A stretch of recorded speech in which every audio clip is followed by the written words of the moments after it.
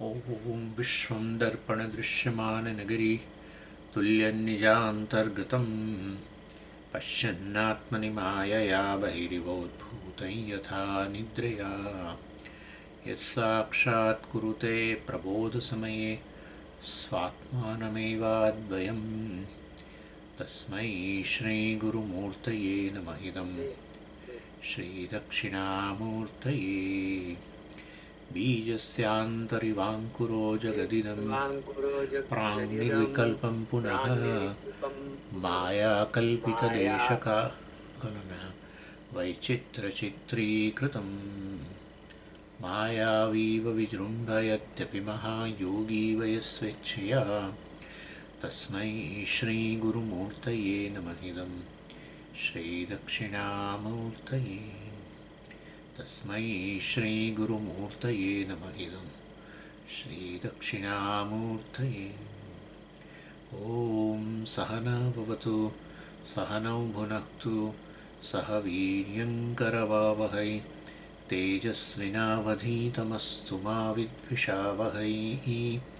ॐ शान्तिः शान्तिः शान्तिः।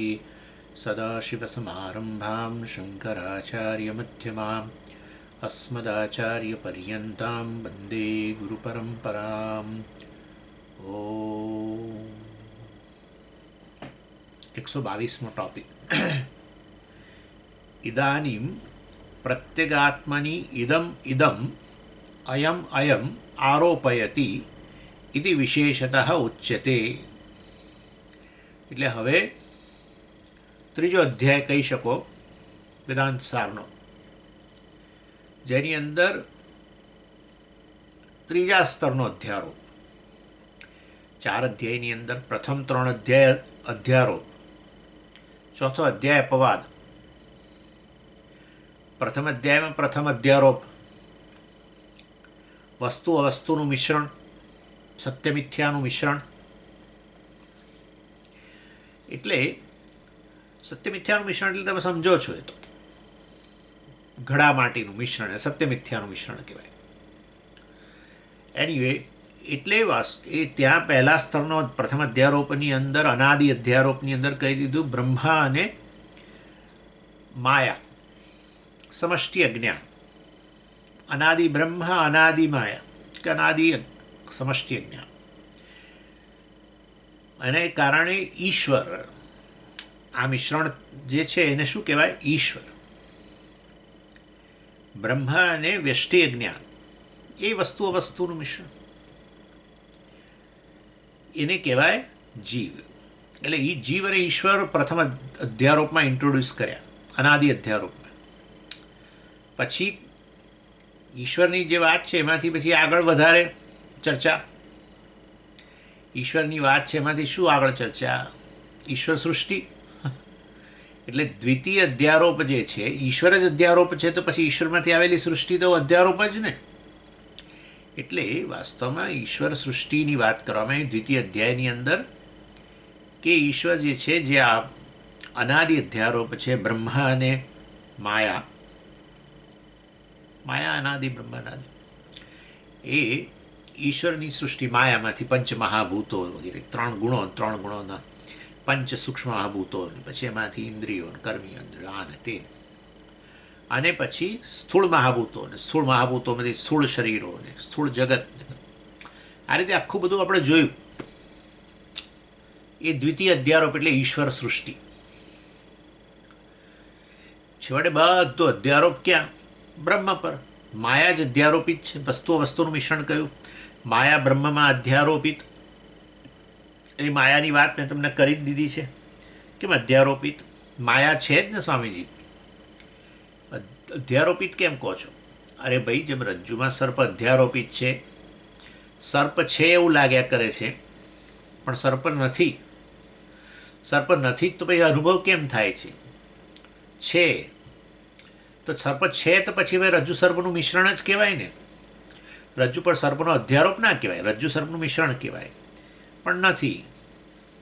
જો નથી તો પછી અનુભવ કેમ થાય છે? સારું છે તો પછી ભાઈ મિશ્રણ છે. પછી ટોર્ચ કરી તો ખબર પડી એકલું રજ્જુ નીકળ્યું. નથી તો પાછો અનુભવ કેમ થયો હતો? સમજ્યા? હા, આ વાત મેં તમને કરી દીધી છે ઓલરેડી. માયા વિશે વાત ચર્ચા થઈ ગઈ આપણી. એટલે માયા જ અધ્યારોપિત આ રીતે, તો પછી માયામાંથી પંચમા એ બધું અધ્યારોપિત જ. સમગ્ર જગત બ્રહ્મ પર અધ્યારોપિત. સમગ્ર જગત બ્રહ્મ પર અધ્યારોપિત ઈશ્વર સૃષ્ટિ. હવે એ ઈશ્વર સૃષ્ટિ જે થઈ ગઈ, અધ્યારોપિત સૃષ્ટિ, એની પર પાછો આ જે જીવ જે છે અનાદિ, બરાબર છે, એ પાછી સૃષ્ટિ કરે કંઈક, એની ચર્ચા હવે શરૂ થાય છે. અને તકલીફ અહીંયા ત્રીજા અધ્યારોપમાં છે. ઈશ્વર સૃષ્ટિમાં ક્યાં આપણે સંસારની વાત કરી જ નહીં. ઈશ્વર સૃષ્ટિ જે છે તો આપણે તો સાક્ષી જેવા જ છીએ, ચાલ્યા કરે બધું, તો બહુ મજા. પણ એ સૃષ્ટિ પર પાછી આપણે કશોક બીજો અધ્યારોપ કરીએ. ઈશ્વર સૃષ્ટિ પર આપણે અધ્યારોપ કરીએ, એને જીવ સૃષ્ટિ કહેવાય. એટલે ઇદાની એટલે કે આ ત્રીજા અધ્યાયની અંદર, અથવા હવે આજે 122મો ટોપિક છે એની અંદર, અધ્યારોપયતી. જો અહીંયા છે ને આ ત્રીજો અધ્યાય, સમજી, ત્રીજા અધ્યાયની શરૂઆત કરી તો પહેલો ટોપિક હોય ને, આ તો એવું નથી. ટોપિક બધા લાઈન બંધ જ છે, પણ એવું ગણાય છે કે આ જાણે, કારણ કે જીવ સૃષ્ટિની શરૂઆત થઈ એટલે એને ત્રીજો અધ્યાય કહીએ છીએ આપણે, એવી રીતે છે. નહીં તો સામાન્ય રીતે અધ્યાય બદલાય તો પછી હવે નંબરે બદલાઈ જવો જોઈએ ને, પહેલેથી શરૂઆત થવી જોઈએ ને, પણ એવું બધું નથી. એટલે ખાસ ખ્યાલ રાખજો. ઇદાનીમ એટલે ત્યારબાદ, એટલે કે આ ઈશ્વર સૃષ્ટિ થયા બાદ હવે આ ત્રીજા અધ્યાયની અંદર અધ્યારોપયતી, વળી પાછો અધ્યારોપ આવશે. ઇતિ વિશેષતઃ ઉચ્યતે, એટલે હવે એ આવું સ્પેસિફિકલી હવે તમને કહેવામાં આવશે કે હવે ત્રીજા સ્તરનો અધ્યારોપ છે, અર્થાત જીવના દૃષ્ટિકોણ. જીવ સૃષ્ટિ કહો અથવા વિશેષ અધ્યારોપ કહો, બે સરખું જ છે. પહેલાં આપણે જે ઈશ્વર સૃષ્ટિ જે છે એને આપણે અધ્યારોપ જ કહ્યો, પણ એ સામાન્ય અધ્યારોપ. એ સામાન્ય અધ્યારોપિત ઈશ્વર સૃષ્ટિ પર વિશેષ રીતે પ્રત્યેક જીવ અધ્યારોપ કરે પાછો.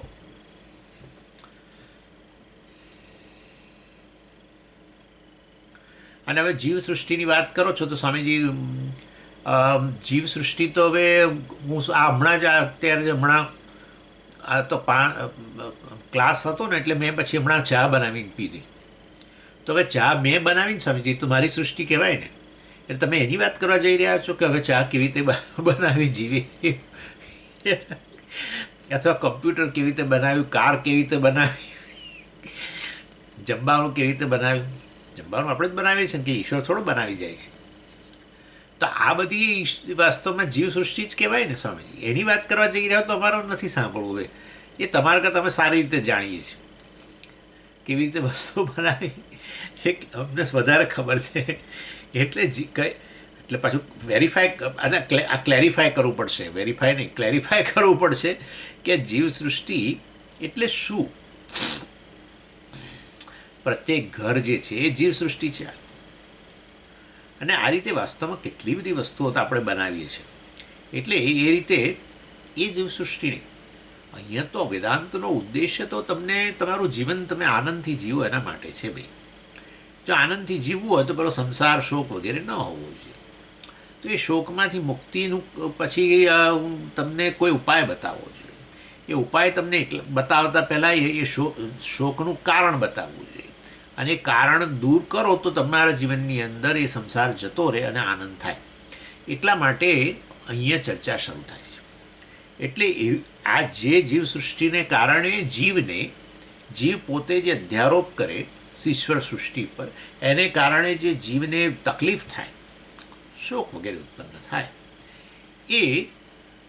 ને એવી પ્રકારની જીવ સૃષ્ટિની એ વાત છે. નહીં કે આ ચા બનાવવું ના બધું, એ જીવ સૃષ્ટિની વાત નથી. એ પ્રશ્ન નથી.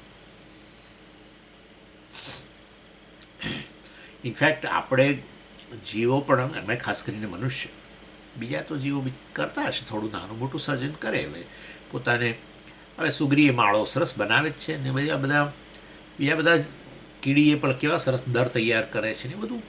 એટલે એ લોકો કરે છે, સૃષ્ટિ કરે છે, પરંતુ એમની સૃષ્ટિ બહુ મર્યાદિત. જ્યારે મનુષ્ય છે ને એની સૃષ્ટિ તો તમે વિચારો કેવી સુંદર સુંદર વસ્તુઓ બનાવે છે. આપણે જ્યારે જગતના આપણે તો આ બધી વસ્તુઓ તો આપણે બધા દેશોમાં જઈને ક્યાં જોવાના હતા, પણ આ બધું જ્યારે આપણે આ બધું તમે જુઓ યુટ્યુબ કે વગેરેની અંદર બતાવે કે ચાઇના, ખાસ કરીને ચાઇનાની જે બધે બહુ ઘણું બધું સર્જાયું છે. સરસ મજાના બધા ઘરેણાં, જૂના જમાનાના ઘરેણાઓ તમે જુઓ, આ જુઓ તે જુઓ. અને હવે મોડર્ન જમાનાની અંદર આ બધા પુલો બનાવે ને આ બનાવે ને એરપોર્ટ્સ બનાવે, તમે જુઓ હો એક એક વસ્તુ બહુ ગજબ બનાવે છે. અને ચાઇનાનું તો ઘણું આગળ છે, જાણે હવે એવું હવે લાગી રહ્યું છે કે ઇવન અમેરિકા વગેરે કરતાં પણ અમેરિકામાં તો મોટાભાગે ચાઇનાની જ વસ્તુ બધી ઇમ્પોર્ટ થાય છે. પણ એની એટલે કહેવાનો આશય છે કે મનુષ્યનું સર્જન તમે જો જુઓ, જીવ સૃષ્ટિ જ કહેવાય આમ તો એ તો અદ્ભુત છે. એ આપણે એને એવું કહી શકીએ કે મનુષ્યરૂપી જીવની બધી વિભૂતિ છે એવું કહી શકાય. જે રીતે ઈશ્વર વિભૂતિનું વર્ણન 10મા અધ્યાયમાં થયું અને આગળ થોડું વર્ણન થયું 7મા વગેરેમાં અધ્યાયમાં પણ. પરંતુ આ રીતે તમે જો જુઓ, એ પ્રકારે તમે જો જુઓ તો પછી આ બધી મનુષ્યની વિભૂતિ કહેવાય આવું સર્જન. પણ એ કંઈ સંસારનું કારણ નથી. એનાથી તો ઉપરથી ઘણી બધી તકલીફો ઓછી. તમે આ બુલેટ ટ્રેનો આ બધું જુઓ હો તમને. અરે હમણાં પેલા કલ્પના બહારની વસ્તુઓ બને છે અહીંયા તો ખરેખર. પેલા સ્પેસ એક્સવાળા પેલા આપણા એલોન મસ્કે એક તૈયાર કર્યું સ્પેસ યાન, અને એનો પ્રયોગ થઈ ગયો થોડા દિવસ પહેલાં. તો એ શેના માટે બધું કરે છે માથાકૂટ? તો કે બધાને જેમ અહીંયા અમદાવાદ ઇન્ડિયાના લોકો અહીંયા અમેરિકા આવે કે અમેરિકાના લોકો ઇન્ડિયા જાય, એવી રીતે એનો પ્લાન એવો છે કે બધાને ચંદ્ર પર મોકલવા, આમ ફરીને પછી પાછા આવી જાઓ એમ ખરેખર. અને એના માટે એણે તૈયારી કરી બધી. એટલે પેલું આખું મિશન જાય, રોકેટ અને એની પરનું પેલું શટલ ને તે બધું જાય અને બધું પાછું આવે. કશું બધું નહીં તો પહેલાં તો શું હતું કે બધું પછી અવકાશની અંદર બધું તૂટફૂટ થઈ જાય. પેલું શટલ જાય અને એ શટલ પછી પાછું આવે જુદું, પરંતુ રોકેટ વગેરે જે પેલું એને ઉપર લઈ જાય ધકેલે અવકાશમાં, એ તો પછી ત્યાં ઉપર અવકાશની અંદર બધું છૂટ પડી ખલાસ થઈ જાય, પડે પછી ક્યાંક દરિયામાં ને બધું. એનીવે, પરંતુ હવે તો પાછું આવે, કારણ કે પાછા લાવવા એટલે રોકેટે પાછું આવે ને પેલું સ્પેસ શટલે પાછું આવે, બધું પાછું આવે. અને એની સ્પીડ 29,000 કિલોમીટર 1 કલાકની. એટલે કહે છે કે આવી સ્પીડના જો વસ્તુ બનતી હોય તો અમેરિકાથી ઇન્ડિયા અમદાવાદ જતાં કેટલો સમય લાગે? 1/2 કલાક થાય, વિચારો. એટલે મારું કહેવાનો આશય, હું તમને આ બધું કંઈક જ્ઞાન બતાવતો નથી, આ બધું તો છે જ ભાઈ. પણ મારો કહેવાનો આશય એ છે તમે આ બધું જુઓ રોજે રોજ કે કેવું મનુષ્ય સર્જન કરે છે, તો આપણને થાય કે આ બધી મનુષ્યની વિભૂતિ કહેવાય. ઈશ્વર વિભૂતિનું જે વર્ણન છે અને એ કંઈ સંસારનું કારણ છે એવું આપણે ન કહી શકીએ. એટલે એવા પ્રકારની સૃષ્ટિની વાત અહીંયા કરવામાં આવશે જેને કારણે વ્યક્તિ બિચારો દુઃખી રહે છે. આ બધું હોવા છતાં આ પ્રકારની બીજી વિભૂતિઓ, બીજું બધું સર્જન ઘણું બધું એણે કર્યું આ બધા 1000 વર્ષની અંદર, પણ છતાંય મનુષ્ય દુઃખી રહે છે. તો પછી એ દુઃખનું કારણ કંઈક બીજું હોવું જોઈએ, જેની પોતાની સૃષ્ટિ છે. એ વાત અહીંયા કરવામાં આવશે.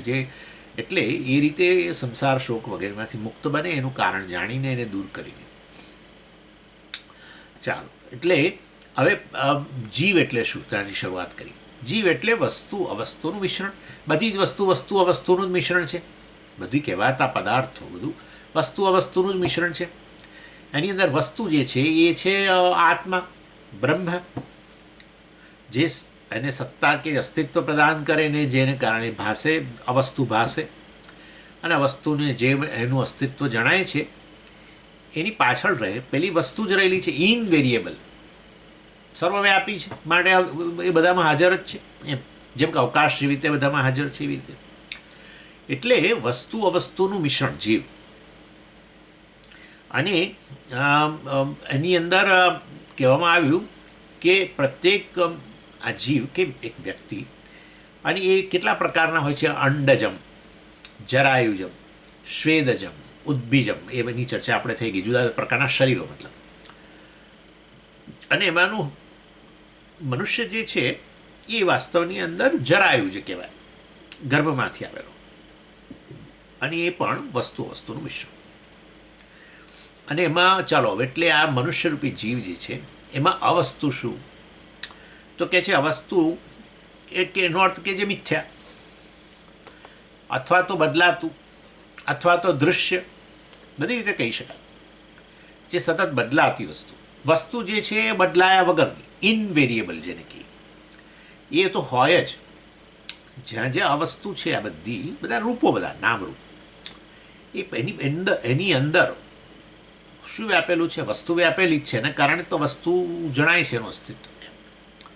એટલે એ અવસ્તુ જે છે એ દૃશ્ય કહો અથવા બદલાતી વસ્તુ કહો, મિથ્યા કહો, અનાત્મા કહો, એને અવસ્તુ કહેવાય. અને વસ્તુ શું? આત્મા, બદલાયા વગરની અને અવસ્તુને અસ્તિત્વ પ્રદાન કરતી. અવસ્તુ વસ્તુથી અભિન્ન જ હોય એમ. તો એની અંદર શું આવે? ચાલો, મનુષ્ય જીવની તમે વાત કરી, વસ્તુ અવસ્તુનું મિશ્રણ. તો અવસ્તુમાં તમે કહ્યું કે બદલાતું, અને દૃશ્ય, અનાત્મા વગેરે વગેરે તમે કહ્યું. તો અહીંયા શું છે એવું? બા શરીરો, કારણ શરીરથી શરૂઆત કરો. કારણ શરીર જે છે એ વસ્તુ કહેવાય. કેમ? તમે તો કહેતા હતા અવસ્તુ તો બદલાય, તો કારણ શરીર ક્યાં બદલાય છે? બદલાય જ છે. કારણ શરીર બદલાય છે? હા, બદલાય જ છે. કારણ શરીર એટલે શું? તિજોરી. શરીર તિજોરી, બધી આપણી કમાણીની તિજોરી. હા, કમાણી કરીને ક્યાં મૂકીએ? તિજોરીમાં થપ્પી ગોઠવીએ ને એનું એવું છે. તો થપ્પી તમારે જે કમાયા છો એમાં બદલાવ આવે છે કે નથી આવતો? આવે જ છે. એમાંથી રોજ કાઢીને વાપરો છો અને નવી કમાણી કરો પાછી મૂકો છો, ને એમાં બદલાવ તો રહેવાનો જ છે, સરખું તો રહે જ નહીં. લાખ રૂપિયા મૂક્યા હોય અને આજે 10,000 વાપરીએ અને 5,000 કમાઈએ, બધું હોય. એટલે સંચિત કર્મો જે છે, તિજોરી જેની અંદર સંચિત કર્મ છે, કારણ શરીર, એ સંચિત કર્મોમાંથી પ્રારબ્ધ ખર્ચો, એ ખર્ચો કહેવાય. અને પ્રારબ્ધ કર્મને અંતર્ગત મનુષ્ય શરીર મળ્યું તો વળી પાછા થોડુંક કમાયા બીજું અને પાછું મૂક્યું, સંચિત કર્મ તરીકે પાછું ગયું. એટલે બદલાતું રહે છે. સમજી ગયા તમે? અને વાસનાઓ વગેરે પણ બદલાતી રહે છે. જન્મની અંદર કેટલીય વસ્તુઓ આપણે બધાનો અનુભવ કરીએ અને એની છાપ આપણામાં છૂટતી જાય છેવટે. અને છાપ છેવટે છૂટતી જાય પછી છાપનો ઢગલો થતો જાય, અને પછી બધી આપણે શરીર છૂટે એટલે અમારી કેટલી છાપો જે છે ને એ બધી પાછી જમા થઈ જાય પેલા કારણ શરીરમાં. એટલે અનંત જન્મોની વાસનાઓ બધી, અનંત જન્મોના કર્મો, એની બેંક, એની તિજોરી, એનું નામ કારણ શરીર. એમાં બદલાવ રહેવાનો. હા, અને અજ્ઞાન વગેરેની દ્રષ્ટિ ગણો તોય અજ્ઞાન લઈને જન્મ્યા હોય છે પણ એમાં વધઘટ થાય છે, અમુક વસ્તુઓ જાણી એટલે ગયું, વગેરે વગેરે વગેરે. એટલે કહેવાનો આશય એ છે કે કારણ શરીર બદલાય છે, બદલાય છે. કારણ શરીર એ રીતે દૃશ્ય પણ, ભલે આમ સીધે સીધું દૃશ્ય નહીં, સીધે સીધું મારે સમય જાણવું છે મારી તિજોરીમાં કેટલી કમાણી મેં કરીને મૂકી છે, ન ખબર પડે. અનંત જન્મોનું છે બધું, ભાઈ કંઈ ખબર ન પડે. પરંતુ જો પ્રારબ્ધ ભોગવતા હોઈએ તો એ બધી વસ્તુઓ સંચિતમાંથી જ આવેલી છે. મારી જ કમાણી કરી હોય તો જ હું વાપરી શકું છું, અત્યારે ખર્ચો કરી શકું છું. માટે કેટલું છે અંદર તિજોરીમાં ખબર નથી પડતી, પરંતુ એમાંથી એનો એ રીતે દૃશ્ય કે એનું તમે અનુમાન જરૂર કરી શકો, એ રીતે દૃશ્ય. સમજ્યા? એટલે અનુમાનરૂપી પ્રમાણનો ઉપયોગ કરીને તમે એટલું તો કહી શકો કે ભાઈ છે ખરું કંઈક કમાણી આપણે. નહીં તો શા માટે અત્યારે આજે સુખ જન્મીને પછી પાછું થોડું દુઃખ જન્મે છે ને પછી સુખ જન્મે છે? આ બધું કંઈ અકસ્માત નથી. અકસ્માત નથી તો પછી મારા કર્મનું પરિણામ હોય તો એ કર્મો પછી મેં તો પૂર્વજન્મમાં જ અથવા પૂર્વ અત્યારે આજના પહેલાં કરેલા હોવા જોઈએ, આ જન્મની અંદર ગણો. એટલે મારા જ કર્મનું પરિણામ હોય તો પછી મારી કમાણી હોવી જ જોઈએ, વગેરે વગેરે વગેરે. ચાલો, એટલે એ રીતે દૃશ્ય પણ કહી શકો. સીધે સીધું દૃશ્ય ના બને કારણ શરીર, તો કોઈને માટે દૃશ્ય ના બને. કારણ શરીર હોય કે માયા હોય, વ્યષ્ટિ જ્ઞાન કે સમષ્ટિ જ્ઞાન ક્યારેય ના બને. ચાલો, એટલે એની વાત થઈ. અને પછી કારણ શરીરથી આગળ બીજું વસ્તુ શું આવે? બીજો નંબર સૂક્ષ્મ શરીર. તો સૂક્ષ્મ શરીર તો દૃશ્ય છે જ, એમાં કોઈ શંકા જ નથી. તમારા મનની અંદર તમારા મનમાં રહેલી ઇમોશન છે, બધી લાગણીઓ છે, તમારા મનની અંદર જે સ્મૃતિ બધી પડેલી છે, આ બધી વસ્તુ તો દૃશ્ય જ છે. અને જે કંઈ તમે બીજી મનમાં આપણે ઇન્દ્રિયો થકી ઇન્દ્રિયોની વૃત્તિઓ ઉત્પન્ન થાય, બરાબર ને, શબ્દ વૃત્તિ, ચાક્ષુષ વૃત્તિ, એ બધું દૃશ્ય જ છે.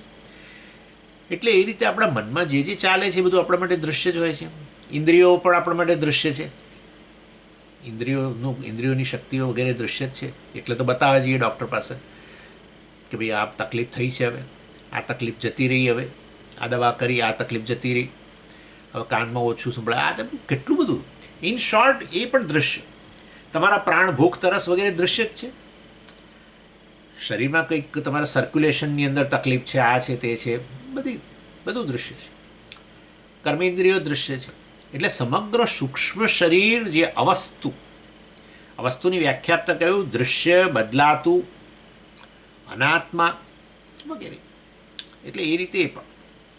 અને પછી સ્થૂળ શરીર તો દૃશ્ય જ છે ને, સ્થૂળ હવા માત્રથી દૃશ્ય છે.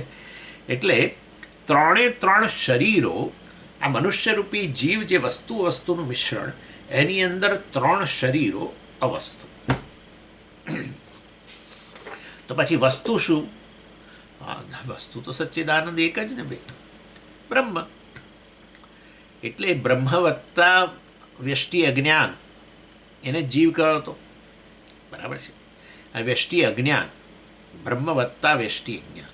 બ્રહ્મ એટલે વસ્તુ, વ્યષ્ટિ અજ્ઞાન જ્યાં કારણ શરીર કહ્યું હતું, એ વાસ્તવમાં અવસ્તુ. પછી એ કારણ શરીરમાંથી કર્મોને અને વાસનાના અનુરૂપ સૂક્ષ્મ અને સ્થૂળ શરીર મળ્યા. એટલે વાસ્તવની અંદર એ રીતે 3 શરીરો પણ એ શું કહેવાય? અવસ્તુ કહેવાય. કારણ શરીર જેનું કારણ છે સૂક્ષ્મ અને સ્થૂળનું, એ જ વસ્તુ હોય, મિથ્યા હોય, બદલાતું હોય, તો પછી સૂક્ષ્મ સ્થૂળ પણ બદલાતું જ છે. કારણના જ ગુણો છેવટે કાર્યમાં આવે છે. એનીવે, એટલે આ રીતે સચ્ચિદાનંદ જે છે એ વાસ્તવમાં એ વસ્તુ.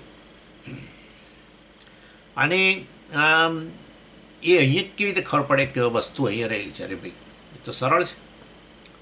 આ વ્યક્તિ જે છે એ સચ્ચિત છે કે નથી? તો કે આ છે ને, સચ્ચિત વાસ્તવની અંદર છે. હું તમે કહો તો આ હું જ શું બતાવે છે? ચેતન બતાવે જ છે. હુંનો અર્થ જ ચેતન છે. નહીં તો આમાં આટલો જ તો ભેદ છે કે અહીંયા હું એમ કરીને બોલો છો, આ તો બોલી નથી શકતું. હું સમજી બોલતું નથી, પણ એનામાં અહમ રહેલો છે. એવું નથી. અહમનો અર્થ છે જે સભાન છે, શરીરથી સભાન, આ વસ્તુથી સભાન, જગતથી સભાન વગેરે વગેરે. એટલે હુંનો અર્થ જે છે સભાન છે, ચેતન છે. એટલે વાસ્તવની અંદર અહીંયા તમે જુઓ તો શરીરો તો છે જ, પણ સાથે સાથે હું એમ કરીને કહો છો એટલે ચેતન પણ રહેલો છે. શરીરો તો જડ, આપણે વાત થઈ ગઈ હમણાં જ, અનાત્મા, દૃશ્ય વગેરે. અને હું છું, હું આવે એની સાથે છું આ પણ આવે છે. અહમ, હું નથી. તો હું નથી કહેવા માટે પણ શું જોઈશે? હું. એટલે હુંની સાથે છું મૂકવો જ પડશે. હું ચેતન ને છું એટલે સત, ચિત સત. એટલે હું છું બરાબર શું? સચ્ચિત. અને એ વાસ્તવની અંદર પૂર્ણ છે. તો જાણે આપેલો અધ્યારોપ આપણે ચર્ચા કરવાના છે. એટલે આ હું છું બધામાં કોમન રહે છે, બધામાં કોમન. બધા જ મનુષ્યોની અંદર હું છું. વચ્ચે જે છે પછી બધું થોડો ગરબડવાળું કામકાજ છે. એટલે હું છું એમાં પેલી અવસ્તુને મૂકી દેતા હોઈએ છીએ. એ ચર્ચા આપણે કરવાના છીએ અને અધ્યારોપ કહીએ છીએ. એટલે હું છું કોમન, બધા જ મનુષ્યો જે ભાષામાં બોલવું હોય બોલો. ફ્રેન્ચમાં કહેવું હોય તો ફ્રેન્ચમાં, ને ચાઇનીઝમાં, ને આપણા ગુજરાતીમાં, ને હિન્દીમાં, ને અંગ્રેજીમાં, ઇંગ્લિશમાં આઈ એમ કરીને કે, મેં હું હિન્દીમાં કે. પણ ભાષા જે વાપરવી વાપરો, પણ તું બધા જ હું છું એ કોમન ફેક્ટર છે, સચ્ચિત કોમન ફેક્ટર છે. એટલે એનો અર્થ એવો થયો, શરીરો, અવસ્તુ અને આઈ એમ, હું છું, એ વાસ્તવની અંદર એ કોમન ફેક્ટર, વસ્તુ એ પણ રહેલા છે, સચ્ચિત. અને તમે જોઈ શકો છો કે 3 આપણી અવસ્થાઓ જે છે, અનુભવની 3 અવસ્થાઓની અંદર એ હાજર છે. 3 અવસ્થાઓની અંદર. એનીવે, એટલે અને એ ત્રણ અવસ્થાઓની અંદર સતત સભાન છે. વિચાર કરો, અવસ્તુથી સભાન. પહેલાં પહેલું તો આ શરીરોથી સભાન, સૂક્ષ્મ શરીરથી ગણો, કારણ કે કારણ શરીર રહેલું છે પ્રકારની સભાનતા આપણે અનુમાન દ્વારા પણ છે આપણા, અથવા અજ્ઞાનની રીતે કહો, ચાલો હું અજ્ઞાની છું અથવા અજ્ઞાન રહેલું છે મારામાં, એનાથી સભાન છું. આ વિષયનું અજ્ઞાન ગયું એ મને ખબર પડી, અથવા એ વિષયનું અજ્ઞાન ઓછું થયું એવી મને ખબર પડી. આ વિષયનું અજ્ઞાન છે એ ખબર પડી. ઘણું બધું અજ્ઞાન છે, ઓછું જાણું છું, ખબર છે. ઇન શોર્ટ, અજ્ઞાનને આપણે કારણ શરીર કહીએ દાખલા તરીકે, તો એનો અનુભવ થાય છે. અને એ જાગ્રત અવસ્થામાં અનુભવ થાય છે, અને એ અજ્ઞાન કે કારણ શરીરનો અનુભવ તમને સુષુપ્તિમાં થાય છે. સુષુપ્તિમાં શેનો અનુભવ કરો છો? કેવળ અજ્ઞાનનો અનુભવ કરીએ છીએ. કારણ કે એ અજ્ઞાન જે છે, કારણ શરીર છે, એમાંથી જે સ્થૂળ અને સૂક્ષ્મ શરીરો વગેરે જે કાર્ય રૂપે હતા, એ કાર્ય સ્થૂળ સૂક્ષ્મ શરીરો કારણમાં અત્યારે ઓગળી ગયા એટલે કારણમાં જાણે સમાઈ ગયા. ક્યારે? સુષુપ્તિ કાળે. તો હવે તમે કેવળ કારણ શરીરનો અનુભવ કરવાના છો, અને કરો જ છો. તમે કેવું આમ બ્લેન્કનેસ, આમ કશું જ જાણે પેલા એક ઘોર અંધકારવાળો રૂમની અંદર તમને મૂકી દીધા હોય એના જેવું એવો અનુભવ થાય છે એ વખતે. એટલે એ જે અનુભવ થાય છે ને, એ કારણ શરીરનો અનુભવ છે, અજ્ઞાનનો અનુભવ છે. બ્લેન્કનેસ અર્થાત બધું ત્યાં સમાયેલું છે પણ કશી ખબર નથી પડતી. જુઓ, સ્થૂળ સૂક્ષ્મ શરીરો એ કારણમાં, કાર્યનો કારણમાં જ થાય, તો એ લય પામ્યા છે, પરંતુ તમને એ કશી વસ્તુઓ ત્યાં લય પામેલી જણાતી નથી. જેવી રીતે એને જ અવ્યક્ત અવસ્થા કહીએ છીએ. તમે જુઓ તો આ આખું વૃક્ષ જે છે બીજમાં રહેલું જ છે, પણ બીજને ફાળો તો અંદર કશું જ એના અવયવો આમ સ્પષ્ટ રૂપે જણાતા નથી, પણ એમાંથી જ બહાર આવે છે. એટલે એ વૃક્ષ આખું ત્યાં કઈ અવસ્થામાં હતું? અવ્યક્ત અવસ્થામાં હતું. બ્લેન્કનેસ એટલે ત્યાં ખાલી તમને કાંઈ પાવડર કે કંઈક, જેમ કે ઈંડું હોય તો શું ખાલી લિક્વિડ જણાય, તમે ફોડો તો ખાલી લિક્વિડ, પણ એમાંથી બધા પક્ષીના અવયવો બધું આવે છે. પણ એ બધું સમગ્ર પક્ષી અને અવયવો બધા ત્યાં કઈ અવસ્થામાં? અવ્યક્ત અવસ્થામાં કહેવાય. આવો નવો અનુભવ તમને સુષુપ્તિમાં થાય છે. સુષુપ્તિની અંદર કેવળ બ્લેન્કનેસ, તમારું શરીર, અન્ય શરીર, જગત કશાનો અનુભવ નથી થતો. ખાલી જાણે કે એક ગાઢ અંધકાર જે, અને એના માટે સરસ ઉદાહરણ શું છે, એટલે આપણને તકલીફ ના પડે એના માટે. કારણ કે સ્વામીજી બધું તૂટી ફૂટીને બધું ઓગળી ગયું અંદર. ના, એ અજ્ઞાનથી આવૃત થઈ ગયું એવું હોય છે. જેવી રીતે દાખલા તરીકે આ રૂમની અંદર બધી, અમારા રૂમ જે છે એની અંદર કેટલી બધી વસ્તુઓ પડેલી છે, બરાબર છે, ઘણી બધી વસ્તુઓ છે. અત્યારે બધી વસ્તુઓ શેના કારણે જણાય છે? આ પ્રકાશને કારણે બધું જણાય છે. બધું જ આ છે, તે છે, ફલાણું ટેબલ, આ તે બધું જણાય છે, ચોખ્ખું, સ્પષ્ટપણે, છૂટું મેનિફેસ્ટ બધું. પરંતુ એકદમ જ સમજો કે લાઇટ જતી રહી, અને રાતનો સમય હોય, લાઇટ જતી રહી, લાઇટ ચાલુ હતી પણ હવે લાઇટ જતી રહી, વીજળી જતી રહી, તો આ બધી જ વસ્તુઓ ઓગળી નથી ગઈ. સમજ્યા તમે? એ બધી વસ્તુઓ શેનાથી આવૃત થઈ ગઈ? એ ગાઢા અંધકારમાં આવૃત થઈ ગઈ. એવું થાય સુષુપ્તિમાં, આવું થાય. પ્રલય કાળે તો બધું લીટસર ઓગળી જ જાય. સમગ્ર સ્થૂળ સૂક્ષ્મ પ્રપંચ, કારણ પ્રપંચ, માયા કે સમષ્ટિ અજ્ઞાનમાં જતું રહે. પરંતુ અત્યારે સૃષ્ટિકાળે રોજ રાત્રે પણ તમને આવું પ્રલય જેવો છે ને, અહીંયા આપણે લય જ કહીએ છીએ સુષુપ્તિને, પ્રલય નથી કહેતા, લય કહીએ છીએ. એ લય અવસ્થાની અંદર આ રીતે જાણે કે કારણ શરીરની પ્રધાનતાને કારણે, પ્રિડોમિનન્સ, અજ્ઞાનની પ્રધાનતાને કારણે પેલું બંને આવૃત થઈ જાય અજ્ઞાનની અંદર. આ સ્થૂળ સૂક્ષ્મ શરીર, એને આપણે કહીએ કે બંનેનો લય થઈ ગયો. સ્થૂળ સૂક્ષ્મ શરીરનો લય થયો. શેમાં? કારણ શરીરમાં, કારણ શરીરની પ્રધાનતા વગેરે વગેરે. ચાલો, એટલે આ રીતે વાસ્તવની અંદર કારણ શરીરનો અનુભવ થાય છે સુષુપ્તિમાં. અને જાગ્રત અવસ્થામાં તો તમને બંને શરીરનો, કારણ શરીર જે છે એનો અજ્ઞાન, ખાલી કેવળ કે આ વસ્તુનું અજ્ઞાન છે, એ રીતે અનુભવ થાય. સૂક્ષ્મ શરીર તમારા મન વગેરેથી તમે સભાન હો છો જાગ્રત અવસ્થામાં, ઇન્દ્રિયોથી સભાન હો છો, સ્થૂળ શરીરથી સભાન હો છો. એટલે ત્રણેય શરીરો ત્રણેય શરીરોની સભાનતા જાગ્રત અવસ્થામાં હોય છે. પછી સ્વપ્નાવસ્થાની અંદર તમને સ્થૂળ શરીરની સભાનતા નથી હોતી. આ સ્થૂળ શરીરની નવું સ્થૂળ શરીર તો ઉત્પન્ન કરીએ છીએ આપણે આપણી વાસનાઓમાંથી ને પછી સ્વપ્ન જગત સાથે વ્યવહાર કરી. એટલે ત્યાં સ્વપ્નકાળે આપણે આ રીતે જે સ્વપ્ન શરીર છે અને સ્વપ્ન ઇન્દ્રિયો વગેરેથી આપણે એનાથી સભાન હોઈએ છીએ. અને સુષુપ્તિની અંદર એ કારણ શરીરથી સભાન હોય છે. સ્વપ્નની અંદર એ બધું જ સર્જાય છે આ અંતઃકરણ દ્વારા, અંતઃકરણની વાસનાઓ દ્વારા. એટલે એમ કહી શકો સૂક્ષ્મ શરીરની સભાનતા. કહેવું તો કહો, સમગ્ર સ્વપ્ન જગત છે સૂક્ષ્મ શરીરમાંથી આવે છે. સૂક્ષ્મ શરીરમાંથી એટલે સૂક્ષ્મ શરીરની વાસનાઓ, મનની વાસનાઓ, મતલબ કેવળ વાસનાઓમાંથી જ બધું સર્જાય છે. તમારું જે જ્ઞાન છે, જે પડેલું છે અંતઃકરણમાં, સૂક્ષ્મ શરીરમાં, એમાંથી જ બધું સર્જાય છે. એની એટલે આ રીતે તમે એવું કહેવા માટે કહેવું તો કહો કે જાગ્રત કાળે તમને સ્થૂળ શરીરની સભાનતા એવું ગણો, સ્વપ્નકાળે સૂક્ષ્મ શરીરની સભાનતા અને સુષુપ્તિ કાળે કારણ શરીરની સભાનતા. તો આ ત્રણેય શરીરોથી સભાન, ત્રણેય શરીરોથી સભાન એવું હોવા માટે શું હોવું જોઈએ? ચેતન હોવું જોઈએ. એટલે વાસ્તવમાં વસ્તુ આત્મા જે બદલાયા વગરનો, નેચરલી શરીરો બદલાયા, બરાબર ને? ત્યાં જુદું સ્થૂળ શરીર હતું સ્વપ્નની અંદર. એટલે સ્થૂળ શરીર તો જાગ્રત અવસ્થામાં બદલાઈ રહ્યું છે, તમને ખબર છે. ચાલો, પણ એટલે આ ત્રણેય શરીરો બદલાઈ રહેલા છે.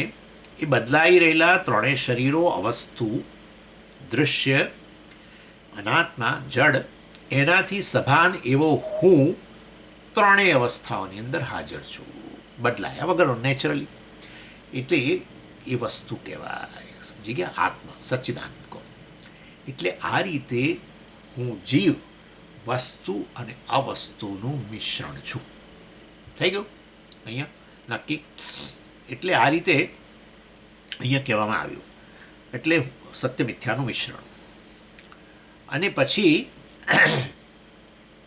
જ્યારે આપણો જન્મ થાય ત્યારે વાસ્તવની અંદર આપણું જે ઉપાધિ, વ્યષ્ટિ અજ્ઞાન જે છે, હું તો છું બ્રહ્મ, પરંતુ વ્યષ્ટિ અજ્ઞાન જે છે, કારણ શરીર જે છે, એની આવરણ શક્તિને કારણે, એ આવરણ શક્તિને કારણે શું થાય છે કે હું બ્રહ્મ છું મને ખબર નથી, હું વસ્તુ સત્ય છું, બ્રહ્મ છું એ પ્રકારે ખબર નથી. અને આને આવરણ શક્તિ, આવરણ એટલે આવરણ, ઢંકાઈ જવું. જેમ એટલે તો આપણે ના કહ્યું કે કારણ શરીરની પ્રધાનતા આવી સુષુપ્તિમાં, એટલે જાણે બધું ઢંકાઈ ગયું, કશું જ ખબર નથી. એવું જ તો કહીએ છીએ. જાગ્યા પછી શું કહીએ છીએ કે સુષુપ્તિમાં મને કશી જ ખબર નહોતી, કશું જ જ્ઞાન નહોતું. આજુબાજુ ઘણીવાર તો સ્વામીઓ જેવા હોય ને તો ચેમ્પિયન. એક જગ્યાએ કેન્સાસમાં એવું બન્યું, તમે નહીં જ માનો, આ તમે માનવાના જ નથી, પણ મને કહેવામાં વાંધો નથી, સત્ય વસ્તુ છે. હું આમ તો જૂઠ્ઠો જ છું, પરંતુ ક્યારેક સાચું બોલું છું. અને એવું બન્યું કે હું જે ઘરમાં સૂતો હતો પહેલા માળે, એ આપણા મિત્રનું જ ઘર હતું ને. એમાં એમના સાસુ સસરા અમદાવાદથી આવેલા. એમના સસરાને રાત્રે કંઈક ચેસ્ટની તકલીફ, કંઈક હૃદયની તકલીફ, થોડો દુખાવો વગેરે ઉપડ્યો હતો. એટલે બોલાવી પડી પેલી ઇમરજન્સીમાં. તો ઇમરજન્સીની વાન આવે તો કેવી, તમને તો ખબર છે કેવી રીતે આવે, હો કરતી આવે. અને અહીંયા હો કરતી એમ્બ્યુલન્સ તો આવે જ, પણ જોડે ને જોડે પોલીસવાળા આવે, પોલીસ પણ આવે. એટલે પોલીસે પાછી હો કરતી આવે. આટલું બધું થયું.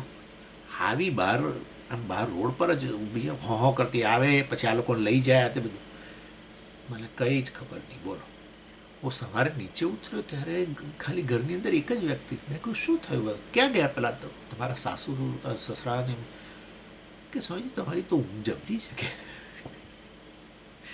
તમે નહીં જ માનો, પણ બન્યું ગયા વર્ષે એટલે મતલબ 2023માં બન્યું.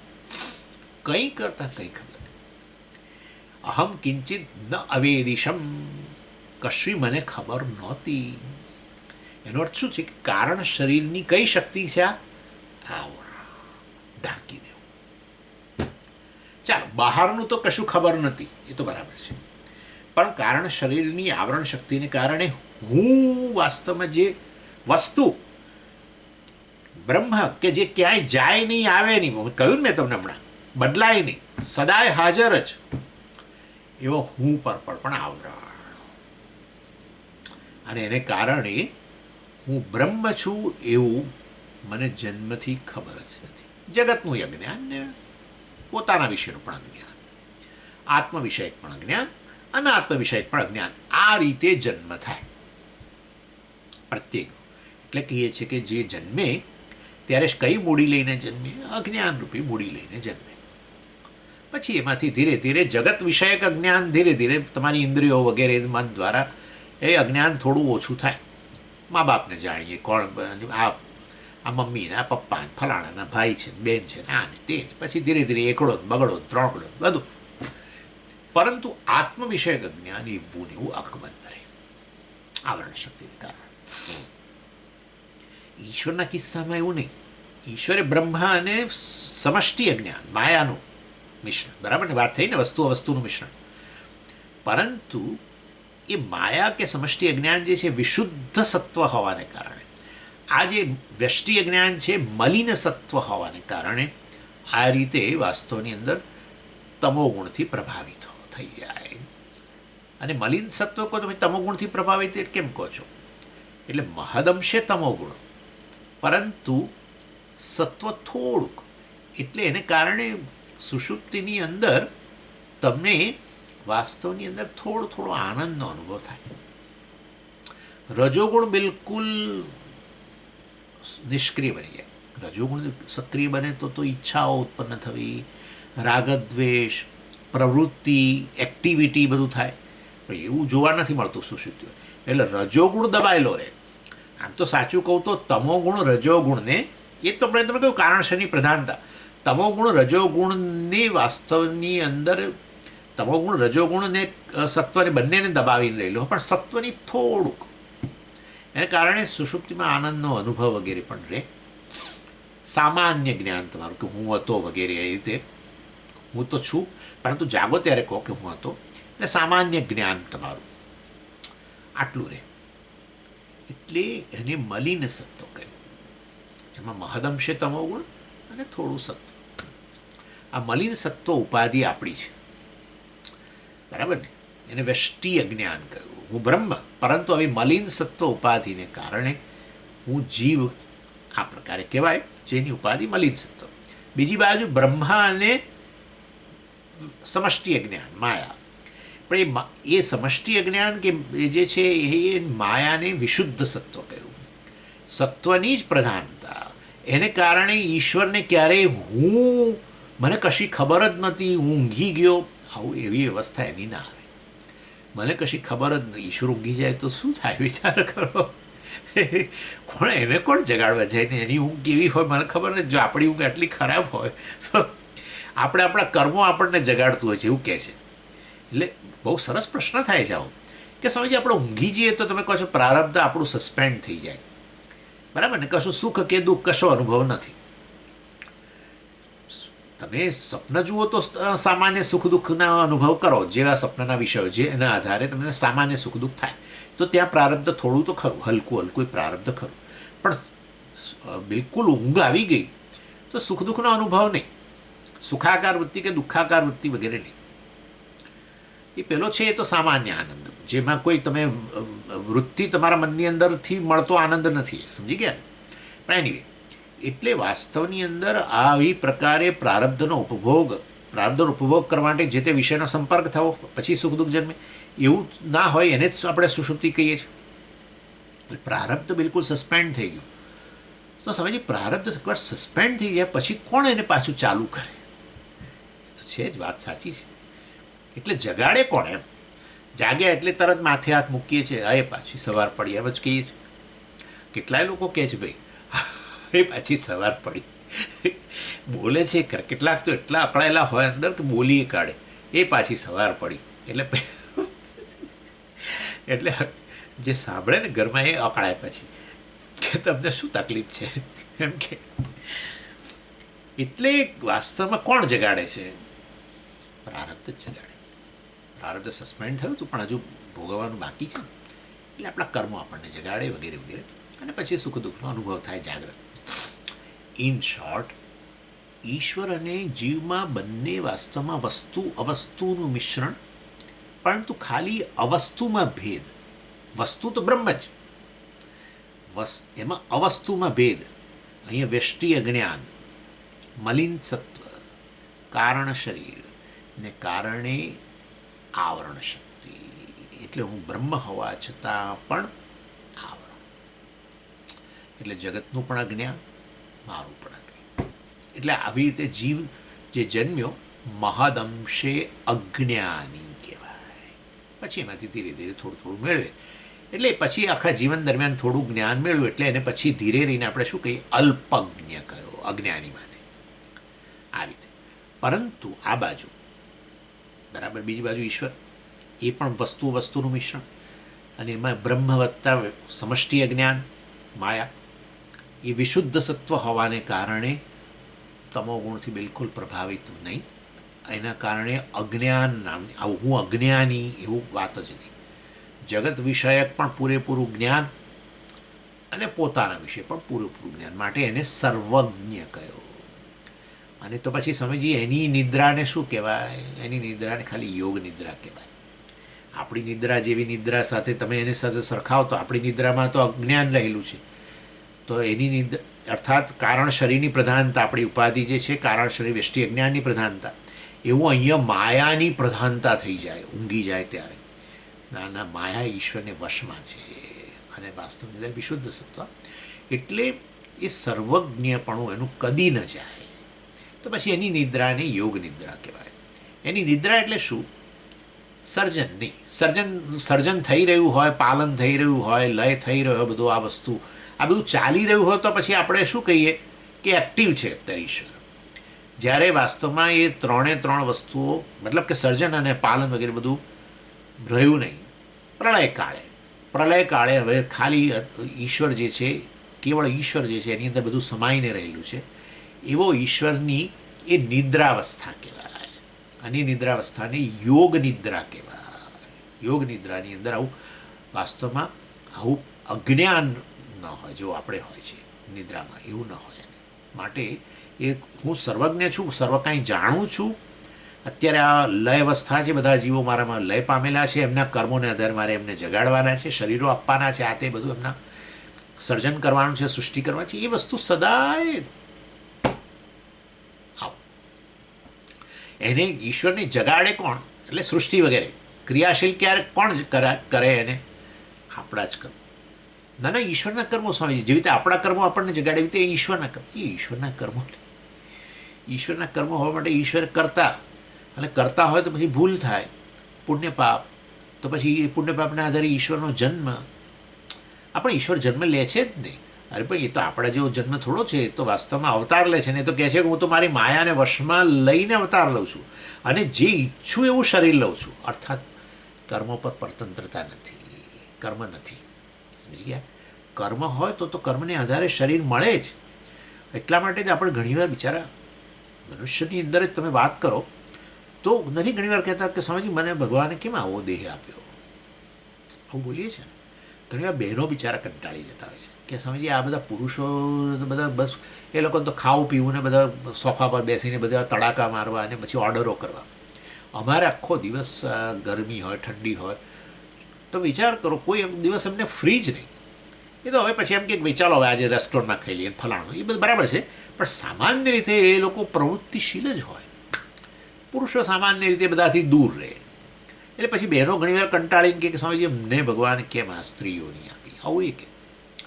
ઇન શોર્ટ એ બતાવે છે કે જીવ જે છે કર્મો પર પરતંત્ર, એના આધારે શરીર વગેરે મળે, જન્મ. એટલે જીવનો જન્મમાં પરતંત્રતા રહેલી છે, કર્મ છે. માટે ઈશ્વરના જન્મમાં સ્વતંત્રતા છે. અને માટે સામાન્ય રીતે જે તમે જુઓ જન્મની પ્રક્રિયા એ હોતી જ નથી. ત્યાં 9 મહિના સુધી માના ગર્ભમાં રહેવું. અરે ભાઈ કંઈ નહીં, થાંભલો તોડીને સીધા બહાર આવે. હા, અને જરૂરી નથી કે મનુષ્ય શરીર જ હોવું, નૃસિંહ રૂપે આવે, કુર્મ રૂપે આવે. એટલે જે સામાન્ય રીતે પ્રક્રિયા હોય છે જન્મની, એવી કોઈ પ્રક્રિયા જ નથી. એ જ બતાવે છે કે ઈશ્વર કહેવાતા જન્મ માટે, જેને અવતાર કહીએ, એના માટે એ સ્વતંત્ર છે, એ બતાવે છે. જો સ્વતંત્ર હોય તો પછી એના કર્મો ન હોવા જોઈએ, કારણ કે કર્મને આધારે તો પરતંત્રતા આવે શરીર મેળવવા માટે. કર્મ ન હોય તો પછી એ વાસ્તવમાં કરતા પણ ન હોવો જોઈએ. ઈશ્વર કરતા નથી, હું કરતા નથી એવું જાણે છે, એને તો આત્મજ્ઞાન કહેવાય. સમજી ગયા? એને જ આત્મજ્ઞાન કહેવાય. એટલે આ રીતે વાસ્તવની અંદર એ વસ્તુ ભગવાને ચોથા અધ્યાયમાં કહી, તસ્ય કર્તારમ અપી મામ વિદ્ધિ અકર્તારમ અવ્યયમ. આ સમગ્ર જગતની દ્રષ્ટિએ હું એનો સર્જન કરતા કેવું હોય તો કહો, એ કર્તૃત્વનો મારા પર અધ્યારોપ કરો જરૂર, પણ મારી દ્રષ્ટિએ હું તો અવ્યય અકર્તા છું, કેવળ આત્મા છું. એનીવે, મસ્થાની સર્વભૂતાની ન ચાહમ તેષુ વસ્તુતા ન ચ મત્સ્થાની ભૂતાની. તમે આ જગતની દ્રષ્ટિએ કહો તો એ બધા મારામાં રહેલા છે, મારાથી અભિન્ન છે. પણ વાસ્તવિક રીતે મારા સ્વરૂપની દ્રષ્ટિએ હું તો બ્રહ્મ છું, અને મારા સ્વરૂપની દ્રષ્ટિએ ન ચ મત્સ્થાની ભૂતાની, મારાથી અન્ય કશું છે જ નહીં. બધું મિથ્યા છે, મતલબ ઇન શોર્ટ ગણતરી ન કરી શકાય. એનીવે, એટલે આ રીતે એટલા માટે ભગવાને 7મા અધ્યાયની અંદર પરા પ્રકૃતિ અપરા પ્રકૃતિ બંને બતાવી. વાસ્તવમાં અપરા પ્રકૃતિ અવસ્તુ કહેવાય, પરા પ્રકૃતિ એટલે વસ્તુ કહેવાય. એ પરા પ્રકૃતિ અપરા પ્રકૃતિનું મિશ્રણ જ જે છે એ ઈશ્વર. સમજી ગયા? એ વસ્તુનું મિશ્રણ. પછી એનીવે, એટલે આવરણ શક્તિથી આપણે ચર્ચા શેની કરી રહ્યા છીએ? જીવ સૃષ્ટિની. અને પહેલાં જીવ શું છે અત્યારે ચર્ચા કરીએ છીએ. વસ્તુનું મિશ્રણ. અને વાસ્તવની અંદર હું વસ્તુ જ, એટલે કે સત્ય હોવા છતાં, બ્રહ્મ હોવા છતાં પણ અવસ્તુ જે છે એને આત્મા કહું છું. પણ એ પહેલાં શું છે? આવરણ. વસ્તુ પર આવરણ આવી ગયું. જેવી રીતે એક્ઝેક્ટલી શાના પર? જેવી રીતે રજ્જુ પર આવરણ આવી જાય એના જેવું. રજ્જુ પર આવરણ આવે એટલે શું થાય? રજ્જુ ઢંકાઈ ગઈ એમ કહેવાય. ખરેખર રજ્જુ ઢંકાઈ એટલે ત્યાં સમજી કશું, ત્યાં કોઈ પડદો પડ્યો કે ત્યાં કોઈ કપડું એના પર મૂક્યું? ના ના ના ના ભાઈ, આપણી દ્રષ્ટિમાં રજ્જુ ઢંકાઈ ગઈ.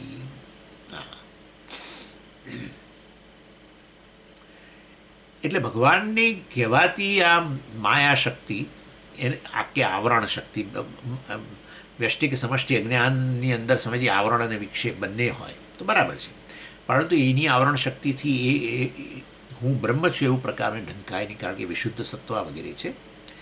અને એ આવરણ શક્તિને કારણે સમગ્ર જીવો, બધા જીવો પોતે બ્રહ્મ હોવા છતાં નથી જાણતા, એવું પણ કહી શકાય. કેટલાક આચાર્યો માયાની આવરણ શક્તિ બોલે છે, કેટલાક લોકો અજ્ઞાન કારણ શરીરની આવરણ શક્તિ કહે છે. વ્યષ્ટિ અજ્ઞાનની ને સમષ્ટિ અજ્ઞાનની કોઈ ફેર નથી આપણા માટે, કારણ કે વ્યષ્ટિ અજ્ઞાન ને સમષ્ટિ અજ્ઞાન વચ્ચે એવો આપણે ભેદ નથી પાડતા. સામાન્ય રીતે ભેદ હોવા છતાં પણ નથી ભેદ પાડતા, કારણ કે અવ્યક્ત અવસ્થામાં કોઈ ભેદ દેખાય જ નહીં. અને એ દ્રષ્ટિએ આપણે એવો કંઈ ભેદ નથી પાડતા. અને હવે કેવળ આવરણ શક્તિ હોય, બરાબર છે, આપણા માટે તો સારું, નિદ્રા જેવું. માત્ર આવરણ શક્તિ, મારું સ્વરૂપ ઢંકાઈ ગયું. અરે હું તો કહું છું, હું મનુષ્ય છું, આવો છું, ગૃહસ્થ છું, બરાબર. આ મારું ઘર છે અહીંયા, અને અત્યારના આટલા વાગ્યા છે, આમ તેમ કશું, ચાલો એવું એ વસ્તુ ઢંકાઈ જાય છે તો આનંદ જ છે ને. કેવળ આવરણ શક્તિ હોય ને તો આનંદ જ છે. પરંતુ પછી આ વ્યષ્ટિ અજ્ઞાનની આવરણ શક્તિ ઉપરાંત બીજી કઈ શક્તિ છે? વિક્ષેપ. એને કારણે જે છું, બ્રહ્મ છું, વસ્તુ સત્ય, એ તો ઢંકાઈ જ જાય, અને એની જગ્યાએ જે નથી એવું વસ્તુનું પ્રોજેક્શન થાય. રજ્જુ પર આવરણ આવી જાય, એને કારણે રજ્જુ જાણે ઢંકાઈ ગઈ, આ રજ્જુ છે એવું ખબર ન રહે, અને પછી શું આવે? વિક્ષેપ શક્તિ. એટલે શું? સર્પનું સર્જન થાય. કેવો સર્પ? મિથ્યા વસ્તુ, હે ને? સાચો સર્પ થોડો છે. રજ્જુમાંથી સાપ બનતા હોય તો બહુ હેરાન થઈ જઈએ આપણે. જ્યાં જ્યાં દોરડા હોય ત્યાં કોઈક કાળે ક્યારેક ભવિષ્યની અંદર એમાંથી સીધો સાપ બની જતો હોય. આવું તો બનતું જ નથી. એટલે વાસ્તવની અંદર પછી મિથ્યા સર્પનું સર્જન થાય. એટલે આ આવરણ શક્તિને કારણે કયા કયા તથ્યો ઢંકાઈ જાય એ પહેલાં આપણે નોંધ લેવી જોઈએ. કઈ વસ્તુ ઢંકાઈ જાય? પહેલું તો હું જન્મીએ પછી હું વસ્તુ અવસ્તુનું મિશ્રણ છું. એટલે આ 3 દેહ અને ચૈતન્ય, જડ અને ચેતનનું મિશ્રણ છું. અત્યારે જ મેં તમને બધું બતાવ્યું, 3 શરીરનો અનુભવ થાય છે એ મેં તમને કહ્યું. અને હું એ અનુભવ કરનારો તો બેઠો જ નહીં, તો આ દેહ છે એવું જ હું બોલી ન શકું. ઇન્દ્રિયો છે સ્વામીજી, મારી ઇન્દ્રિયો છે, મારી ઇન્દ્રિયોમાં શક્તિઓ છે, આ બધું બોલનારો મતલબ કે એનો અનુભવ કરનારો અર્થાત એનાથી સભાન એટલે કે ચેતન અહીંયા જ બેઠો છે. બરાબર છે? એટલે હું વસ્તુનું મિશ્રણ છું. જીવ એ પણ ઢંકાઈ છે આવરણ શક્તિને કારણે. એ ખાલી વસ્તુનું મિશ્રણ છું એટલું જ્ઞાન હોય ને તો સ્વામીના ક્લાસ ભરવાની જ જરૂર નથી. ખરેખર સ્વામીના ક્લાસ ભરવાની જરૂર નથી. જો મને ખબર હોય કે હું વાસ્તવમાં ચેતન વસ્તુ અને આ અચેતન દેહનું મિશ્રણ છું. મિથ્યા આ વસ્તુ એટલે મિથ્યા. તમને ખબર હોય કે વાસ્તવમાં આ સામે જે છે એ રજ્જુ સર્પનું મિશ્રણ છે, વસ્તુનું મિશ્રણ છે, તો તમે આનંદ જ આનંદ છે. તમે જોજો, હા આનંદ જ છે. પણ સમજ રજ્જુ સર્પનું મિશ્રણ ના થાય એટલે કે છે રજ્જુ પણ કેવી સરસ સાપ જેવી જ દેખાય છે એમ કરીને તમે એની સામે જ ઊભા રહીને આનંદ લો છો. એ રીતે રજ્જુ સર્પનું મિશ્રણ સમજો. રજ્જુ સર્પનું મિશ્રણ ના હોય સામે કોઈ દિવસ, વસ્તુનું મિશ્રણ ના હોય, સત્ય મિથ્યાનું મિશ્રણ ના હોય. આવી રીતે અને આવું તો બધું સત્ય મિથ્યાનું જ મિશ્રણ છે ને. ઘડો સત્ય મિથ્યાનું મિશ્રણ છે, અને તમે જે ચેઇન પહેરી છે સોનાની એ સત્ય મિથ્યાનું મિશ્રણ છે. બધું સત્ય મિથ્યાનું જ મિશ્રણ છે. આખું જગત સત્ય મિથ્યાનું મિશ્રણ છે. આખું જગત એટલે આખું જગત. પરંતુ એ સત્ય મિથ્યાનું મિશ્રણ છે નથી ખબર. એવી રીતે હું જીવ સત્ય મિથ્યાનું મિશ્રણ એ નથી ખબર. જગત સત્ય મિથ્યાનું મિશ્રણ નથી ખબર. ઈશ્વર સત્ય મિથ્યાનું મિશ્રણ નથી ખબર. જો સત્ય મિથ્યાનું મિશ્રણ જે ખબર પડે તો મજા જ મજા છે. કારણ કે સત્ય વસ્તુ એક જ છે વ્યાપેલી.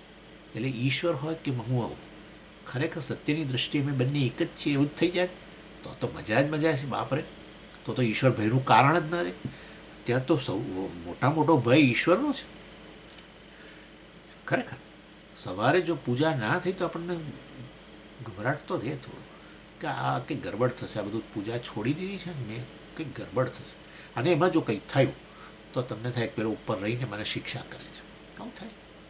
અથવા કર્મફળ દાતાના રીતે તમે કહો તોય આપણે કહીએ છીએ એને ભયનું કારણ માનીએ છીએ. ભાઈ પાછળ પડી ગયું છે, સમજ ખબર નહીં. હમણાં મારો આ તકલીફ થઈ, પછી મારા પેલા દીકરાને કશું થયું, પછી મારા પત્નીને આમ થયું, મારે પાછળ પડી ગયું ભગવાન તો જાણે એમ.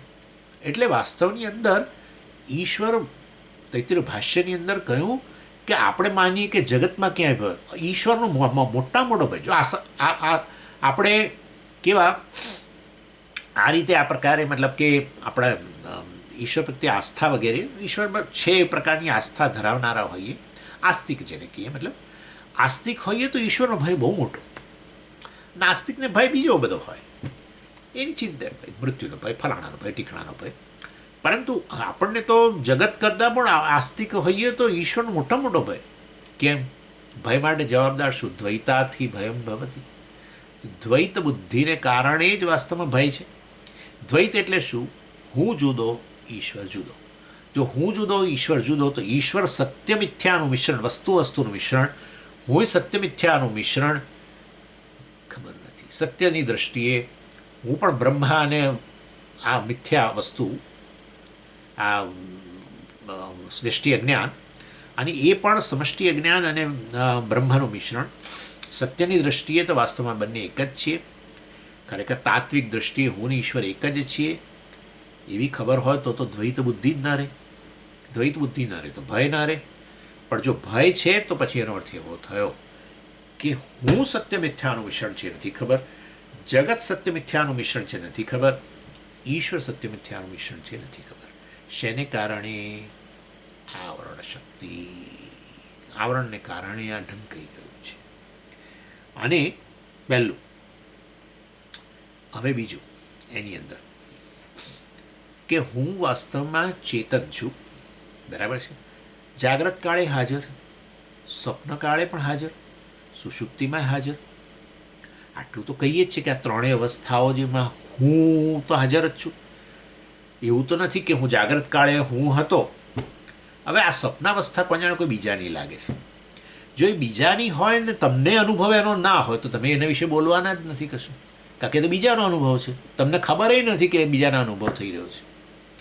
પણ તમે કહો છો કે મેં સ્વપ્નાવસ્થા અનુભવી, મેં સુષુપ્તિ અનુભવી, હું અત્યારે જાગું છું, તો એ હું કહ્યું કે જે ત્રણેયમાં હાજર. જો ત્રણેયની અંદર હાજર હોય તો એનો અર્થ કે એને જે તે કાળની સમયની મર્યાદા નડતી નથી. જે ત્રણેય અવસ્થામાં હાજર હોય મતલબ કે એને જાણે કે સમયથી પર છે, સમયને અંતર્ગત વસ્તુ રહેલી હોય, એ એક કાળે હોય પછી ના હોય. પણ આ તો જાણે કે રોજે રોજ આ હું તો જતો જ નથી. તારીખો બદલાય છે, સમય બદલાયા કરે છે, વર્ષો જાય છે, પરંતુ જાણે હું તો હંમેશા ચાલુ જ રહે છે. 10 વર્ષનો હતો ત્યારે હું, 11 વર્ષનો થયો તોય હજુ હું. મેં સમજી મારા બાળપણમાં મેં આવું અનુભવ્યું. બાળપણની અંદર છે ને મને ઊંઘ બહુ આવતી હતી, અથવા મને ઊંઘ નહોતી આવતી, હું જાગતો હતો અને રડતો હતો બહુ. પછી મારા મધર કંટાળી મને મારતા હતા. એટલે કોઈક તો અંદર હું બેઠો છે જેણે બધી અવસ્થા, બાલ્યાદિષ્વપી જાગ્રદાદિષુ તથા સર્વાસુ અવસ્થાસુ. બાલ્યાદિષ્વપી, બાલ્યાવસ્થા, યુવાવસ્થા, જાગ્રદાદિષુ, જાગ્રત, સ્વપ્ન, સુષુપ્તિ, આ અહમ બદલાયા વગરનો. મતલબ કે એના પર કાળની અસર નથી, કાળને અંતર્ગત વસ્તુ સતત બદલાય છે. હા, તો હું એવો છું કે જે કાળની અસરમાં જણાતો નથી, કારણ કે એવો ને એવો બાલ્યાવસ્થામાં જે હું હતો એ જ હું છું. બાલ્યાવસ્થાનો અનુભવ કરનારો જો જતો રહ્યો હોય બાલ્યાવસ્થા પૂરી થયા પછી, તો આ યુવાવસ્થામાં નવો હું હોવો જોઈએ. પણ ના, બાલ્યાવસ્થાની સ્મૃતિ વગેરેથી બતાવે છે કે વાસ્તવમાં એ જ હું અત્યારે હાજર છું, બોલી રહ્યો છું ત્યારે વાસ્તવમાં એના પર કાળની અસર જણાતી નથી. એટલે મેં કહ્યું કે આ અહમ જે છે, વસ્તુ જે છે, બદલાયા વગરની છે, કાળની અસરથી મુક્ત છે. અર્થાત એ વાસ્તવમાં એનું મૃત્યુ નથી. બરાબર છે? હું શેની વાત કરી રહ્યો છું? આવરણ શક્તિને કારણે શું ઢંકાયું? પહેલાં તો મેં કહી દીધું વસ્તુનું મિશ્રણ ઢંકાઈ ગયું. હું વસ્તુનું મિશ્રણ છું, ઢંકાઈ ગયું. અને બીજું આ કે હું વાસ્તવની અંદર મારું મરણ થતું નથી. હું બદલાયા વગરનો, કાળમાં બદલાયા વગરનો એવો મૃત્યુથી મુક્ત છું. અને પછી શું થાય છે કે આ સ્થૂળ શરીર વગેરે જે છે એ તો મરણ ધર્મા છે, તો આપણે જાણીએ જ છીએ. સ્થૂળ શરીર મરણ ધર્મા છે, એ તો જોઈએ જ છે ને. આપણે ભલે આપણું મરણ ના જોઈએ, પણ જગતના તો જોઈએ જ છે કે આ સ્થૂળ શરીર જે જતા બધા જતા રહે. અત્યારે રાખમાં મળી ગયું બધું, પંચમહાભૂતમાં મળી ગયું બધું કહીએ છીએ આપણે. એટલે વાસ્તવની અંદર આ સ્થૂળ શરીરની નો આ મૃત્યુ વગેરે જે છે એ વાસ્તવ મારા મનમાં સ્પષ્ટ હોય છે. હું જ આ વૃદ્ધ થઉં છું અને હું એ રીતે મરણ ધર્મા છું, હું એક દિવસ જવાનો છું વગેરે વગેરે. એટલે એ વસ્તુ ઢંકાતી નથી. હું અમરણ ધર્મા છું, ઢંકાઈ જાય છે. પણ શરીરનું મરણ વગેરે થાય છે એ તો કંઈ ઢંકાતું નથી, એ તો તમારા મનમાં સ્પષ્ટ છે અત્યારે પણ. અને શરીર આ રીતે બદલાઈ રહેલું છે કાળમાં. પહેલાં યુવાન હતો, હવે આવી રીતે પ્રૌઢ થયો કે વૃદ્ધ થયો, ને હવે આ રીતે જઈશ જેવી રીતે બીજા શરીરો ગયા. એ વસ્તુ વાસ્તવની અંદર મારા મનમાં સ્પષ્ટ છે. પરંતુ એ શરીર જે મરણ ધર્મા છે, જુઓ શું ઢંકાય છે. એક તો હું અમરણ ધર્મા છું એ ઢંકાઈ ગયો, નથી ખબર. બરાબર, શરીર મરણ ધર્મા છે એ નથી ઢંકાયું. પણ શરીર મિથ્યા અવસ્તુ છે, એનું સ્વતંત્ર અસ્તિત્વ જ નથી. શરીર નામની કોઈ ઠોસ વસ્તુ નથી. સ્થૂળ સૂક્ષ્મ કારણ શરીર નામની ઠોસ વસ્તુ નથી, અવસ્તુ છે. અવસ્તુ એટલે મિથ્યા. મિથ્યા એટલે એક દેખાવ છે. દેખાવ છે. જેવી રીતે તમે જુઓ, ચેઇન દેખાય છે કેવી સોલિડ. સ્વામીજી, આ ચેઇન તો તમે જુઓ કેટલા ગ્રામની હશે, આમ કરીને કરે. કેટલા ગ્રામ, કેટલા તોલાની લાગે સ્વામીજી? આ ગણવા માંડે, 1 તોલો એટલે 1 લાખ રૂપિયા, ખબર ને કેટલા છે અત્યારે, એવું જ કંઈક છે. ₹1,00,000, ₹2,00,000 જે હોય, કેટલું વધી ગયું ભગવાનને ખબર. ઇન શોર્ટ, કેટલું સ્વામીજી જુઓ તો ખરો. આ તો શું એક સરસ ગુજરાતી શબ્દ છે. અરે ભાઈ, એ વજન ચીનનું નથી, સોનાનું છે. હા, મતલબ કે ખબર નથી. હા, ઘડાને ઠોસ વસ્તુ કહેનારા લોકો છે આ દુનિયાની અંદર. હા, ઘડો તો કેવળ દેખાવ છે, પણ માટી પર આવરણ આવ્યું. એક મહાત્માએ કરેલું આવું. એક મહાત્માએ એમના શિષ્ય એમનો રૂમ સાફ કરતા હતા. રોજ જે મહારાજનો રૂમ સાફ કરી નાખે સવારે આવીને, એ એની ડ્યુટી. એને ગમતું હતું બહુ ગુરુ સેવા, એટલે કરે. ત્યારે એકવાર સફાઈ કરી દીધી, બધું વાળી નાખ્યું સરસ. પછી કહ્યું કે બેટે, હજુ આ રૂમની અંદર તે બધું વાળ્યું પણ માટી પડી રહી છે, તે બરાબર વાળ્યું નથી. ફરી પાછું વાળ્યું તો એ પાછું આવું કહ્યું. આ ગુરુઓ વિચિત્ર હોય છે બધા. ફરી પાછું આવું જ કહ્યું. ક્યાંય સમજી, ક્યાંય નથી. પછી જઈને બતાવ્યું, જો અહીંયા છે માટી. શું ઉચક્યો હમણે? ઘડો. પાણી પીતા હશે ને, ઘડો ખાલી થયો હતો, એ ઘડો ઉચક્યો. તો કે આ તો ઘડો છે. આવરણ શક્તિ, ઘડો છે, માટી નથી. તો કે લઈ જા ઘડો, જા માટી મૂકીને જા, વાંધો નહીં. આવું જ થાય છે. જે નામરૂપ છે, એટલે કે જગત સોલિડ જણાય છે. સોલિડ શરીર જગતનો જ ભાગ, સોલિડ. તપાસ કરો તો ખબર પડે કે અંદર અસ્થિ ભાતિ પ્રિયથી બીજું કંઈ નીકળતું નથી. બાકી જે છે તો બધું ખાલી દેખાવ છે. અસ્થિ ભાતિ પ્રિયનો દેખાવ, વસ્તુનો દેખાવ. નહીં, જો એ વસ્તુનો દેખાવ ન હોય તો એને વસ્તુ ન કહેવી જોઈએ. અવસ્તુ એટલે વાસ્તવની અંદર કેવળ દેખાવ. વસ્તુ ઠોસ સત્ય, મિથ્યા એટલે દેખાવ. એટલે શરીર મરણ ધર્મા છે, બરાબર છે, પણ શરીર મિથ્યા છે નથી ખબર. આવરણ શક્તિ. અને એને કારણે પછી જ્યારે વિક્ષેપ શક્તિ આવે, એટલે કે હું શરીર છું એવું કહું, એટલે હું મરણ ધર્મા છું, હું વૃદ્ધ બન્યો, હવે થોડા વર્ષો જ કાઢવાના છે, આમ તેમ બધું શરૂ થાય. સમજ્યા? એટલે હું મરણ ધર્મા છું એની પાછળ એક તો હું હું મરણ ધર્મા છું, મૃત્યુને અધીન છું એવું જ્યારે કે મોર્ટલ બિંગ છું એમ કે, ત્યારે વાસ્તવની અંદર હું અમરણ ધર્મા છું, એના પર આવરણ આવી ગયું. શરીર મરણ ધર્મા છે મને ખબર છે, પરંતુ શરીર મિથ્યા છે મને નથી ખબર. અને હું તો વાસ્તવમાં વસ્તુ છું, સત્ય છું, જે આ શરીર વગેરેને અસ્તિત્વ પ્રદાન કરું છું. શરીર ભાસે છે મારી અંદર, એ મને નથી ખબર. આ બધું આવરણ શક્તિને કારણે. પછી વિક્ષેપ શક્તિ દ્વારા હું કહું કે હું શરીર છું, અને માટે શરીર મરણને અધીન હોવાને કારણે કહું કે હું મૃત્યુને અધીન છું, હું વૃદ્ધાવસ્થાને અધીન છું, વગેરે વગેરે વગેરે. અને એ શું ઉત્પન્ન કરે? સંસાર. સંસારનું કારણ ખરેખર અન્ય નથી, કેવળ આ પ્રકારની આવરણ અને વિક્ષેપ શક્તિ, વ્યષ્ટિ અજ્ઞાનનો બધો ખેલ છે. ઓમ પૂર્ણમદ પૂર્ણમિદં પૂર્ણાત પૂર્ણમુદચ્યતે પૂર્ણસ્ય પૂર્ણમાદાય પૂર્ણમેવાવશિષ્યતે. ઓમ શાંતિ શાંતિ શાંતિ. હરિ ઓમ શ્રી ગુરુભ્યો નમઃ. હરિ ઓમ.